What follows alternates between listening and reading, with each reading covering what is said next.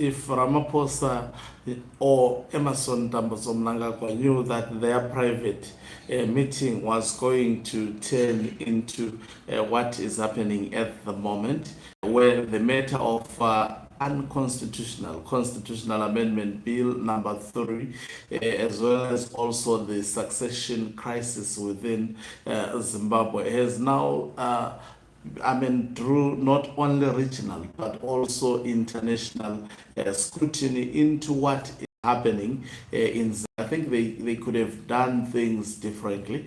Greetings and welcome to your lovely channel, the Tonipani Global News. If you are watching us for the very first time, please do remember to press the red or black subscribe button so that next time when we beam live, you become the very first one to watch us. I think the website called National Security News covered this story extensively, and I'll be reading you how they actually portray this Ramaphosa's visit.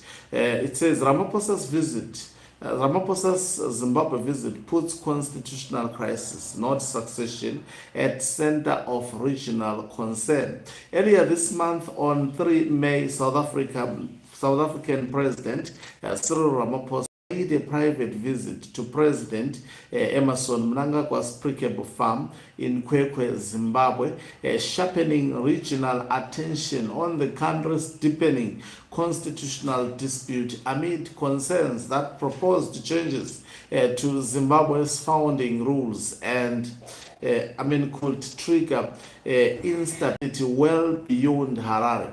While both governments have made publicly framed the meeting as a routine bilateral engagement, its timing has made that explanation difficult to sustain. Zimbabwe's parliament is expected to consider Constitutional Amendment Bill number 3 before the end of May, a measure that would extend presidential and parliamentary terms from 5 to 7 years and replace the direct election of the president with a vote by members of parliament sitting at an electoral college.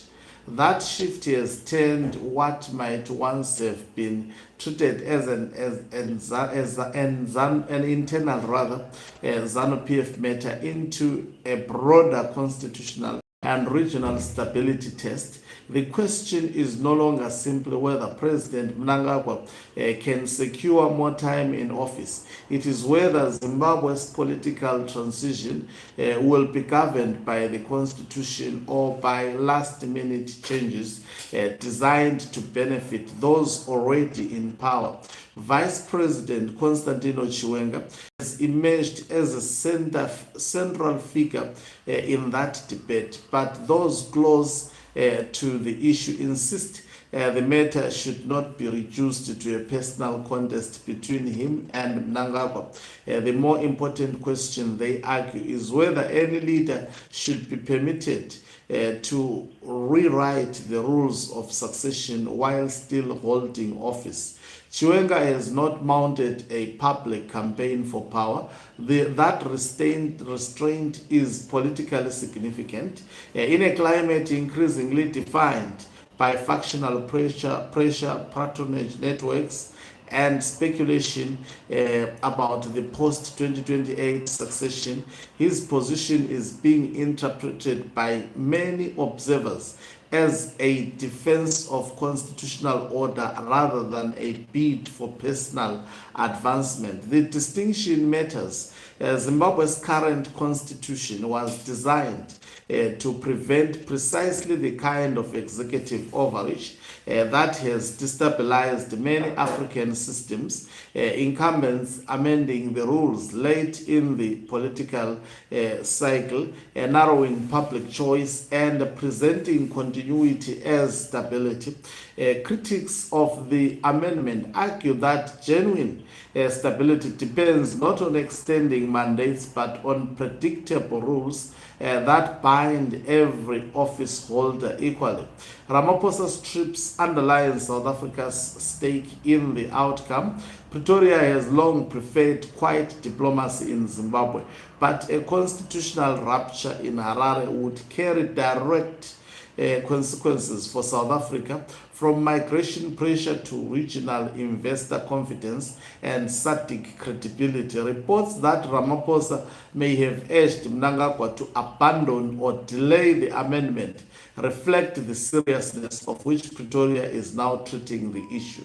The optics of the visit have not only intensified scrutiny, the reported presence of politically connected business figures at the meeting has that Zimbabwe's constitutional debate is being shaped not through transparent public deliberation, but through informal networks of political and commercial influence. Recent media coverage has strengthened the perception that the amendment is linked not only to succession but also to elite capture and opaque decision making. For Zimbabwe's institutions, the test is now clear.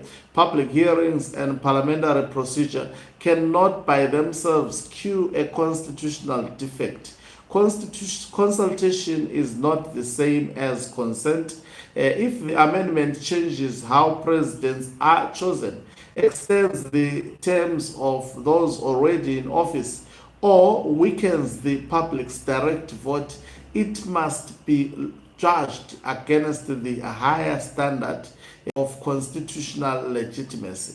That is why Chiwenga's most effective posture may be his least dramatic one, not as a claimant to power, but as a senior figure unwilling to endorse rules being rewritten for anyone's personal benefit. As one constitutional observer put it, the responsible position is not to demand power, it is to defend the rules by which power is transferred.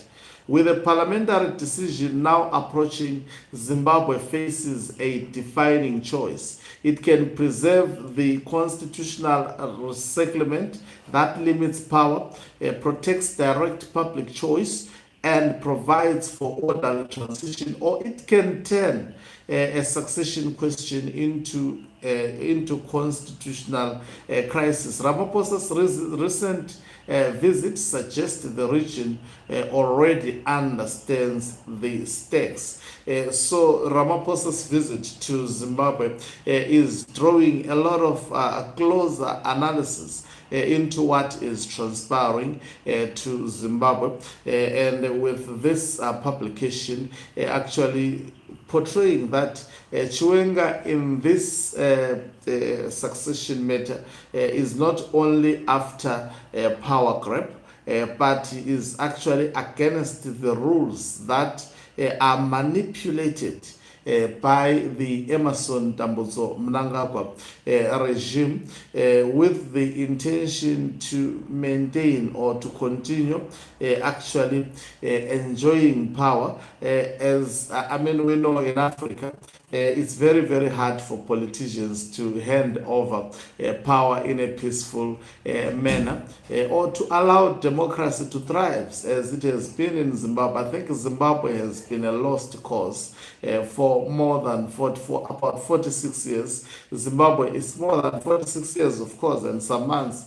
Zimbabwe is yet to enjoy the gains of independence. It is independence without freedom, independence without economic emancipation, independence without freedom of speech, and all rights that are contained in the Bill of Rights on the Zimbabwe Constitution of 2013. The Bill of Rights was specifically sneaked into the Constitution because it is a fundamental component of the expectations of Zimbabwe post colonial regime. Thank you very much for watching us. If you are watching us for the very first time, please do remember to press the red or black subscribe button so that next time when we beam live, you become the very first one to watch us. You can financially support this channel by pressing the join button and be part of our members